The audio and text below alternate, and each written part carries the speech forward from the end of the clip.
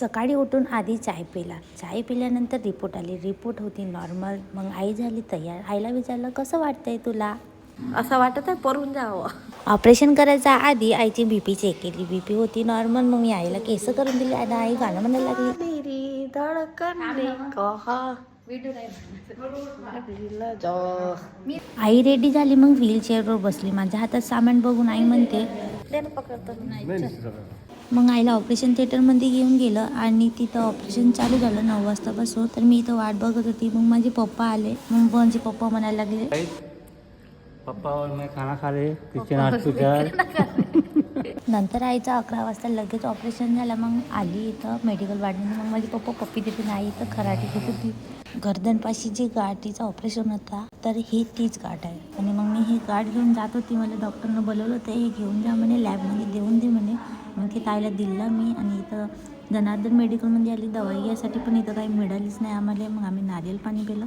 नारियल पाणी खूप छान होता. नंतर डॉक्टरनं सांगितलं की DNAची सलाईनची बॉटल आण. तर मी आणला. मग ते ताईला 50 रुपये दिले. 50 रुपयेमध्ये आम्हाला जेवण मिळालं घरचं खाल्ल्यासारखं. मग पप्पा म्हणाले की आई म्हणताय म्हणून मी आई म्हणताय म्हणून जेवलं. मग पप्पा जेवण केले. मग पप्पाला ट्रीपचा ऑर्डर आला. मग पप्पा गेले. म्हटलं तुम्ही जावा, मी बघते आईला. 4च्या नंतर डॉक्टरनं सांगितले आईला काहीतरी खासाठी, पण मी नारियल पाणी दिलं. पण नारियल पाणी आईच्या गळ्याखाली उतरतच नव्हता, खूप त्रास देत होता आईला. आणि मग मी गरम पाणी करून आणले 10 रुपयामध्ये. तर मग मी हॉस्पिटलमध्ये गेला, आईसाठी दिलं गरम पाणी करून. नंतर मी बेड साफ केला आईचा, बराबर नव्हता झालता. तर आईचा हात खूप दुखत होता, आईला त्रास देत होता. नर्स सिस्टर आले होते. मग तिने आईला इंजेक्शन लावले. मग आईचा हात दुखत होता. तर मग मी झेंडूबाम घेतला आणि झेंडूबाम घेऊन मी आईकडे जात होती. तर थोडंसं आईच्या हाताला लावून दिलं झेंडूबाम, मालिश करून दिलं थोडं बरं वाटेल म्हणून. तर आईला थोडं बरं वाटत होतं. तर मग मी आईला घेऊन गेली आईसाठी जेवण. तर पोळी वगैरे चारणं काही झालंच नाही. तर आई म्हणे सुजी बनवणार. मग मी सुजी बनवून आणलं. मग आईनंतर ती खाल्ली. तर आई म्हणे आता ठीक वाटतं म्हणे, छान आहे म्हणे सुजी.